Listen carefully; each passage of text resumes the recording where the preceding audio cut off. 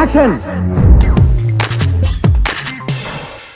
నిమ్మకాయను ముక్కలుగా కోసి పడక గదిలో ఉంచుకొని నిద్రించడం వల్ల అనేక ఉపయోగాలున్నాయి.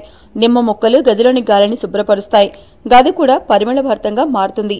కొన్ని నిమ్మకాయలను ముక్కలుగా తరిగి బెడ్రూమ్లో ఉంచుకొని నిద్రించడం వల్ల శ్వాస చక్కగా తీసుకోగలుగుతారు. ఊపిరి తీసుకోవడం ఇబ్బందులు ఎదుర్కొంటున్న వారు ఆ సమస్య నుంచి బయటపడొచ్చు. ఒత్తిడి దూరం కావడానికి కూడా ఈ చిట్కా తోడ్పడుతుంది.